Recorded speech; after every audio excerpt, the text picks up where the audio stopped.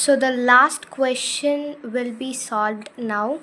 We have to compare the ionic radius of the following sets of elements. So the elements here is fluorine, chlorine and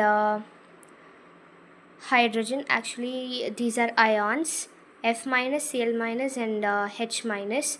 So the number of electrons in their neutral state will be 9, 17 and 1. Since they gained one electron, which is represented by minus, since they gained one electron, the number of electrons in the ionic state will be 10, 18 and 2.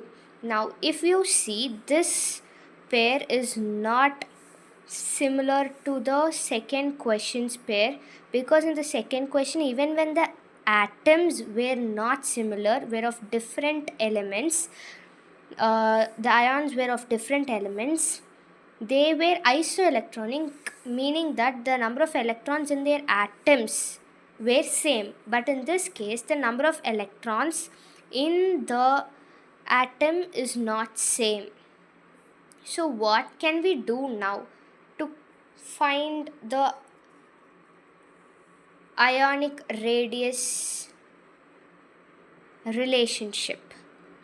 So here we'll use the ratio of electron and proton concept. So if you see, hydrogen, from hydrogen to H minus, the neutral hydrogen atom has one electron, but now it has gained one electron, so that it has become 2 electron.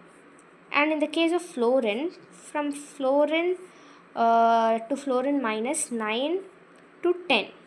And for chlorine to Cl minus, it is 17 to 18.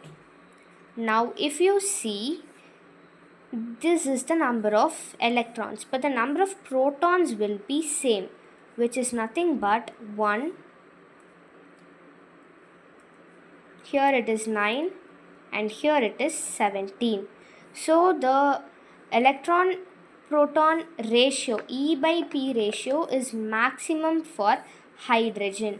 So hydrogen will have the maximum ionic radius. So now if you see, the E by P ratio of hydrogen is 2, of fluorine is 1.11 and for chlorine it is 1.05.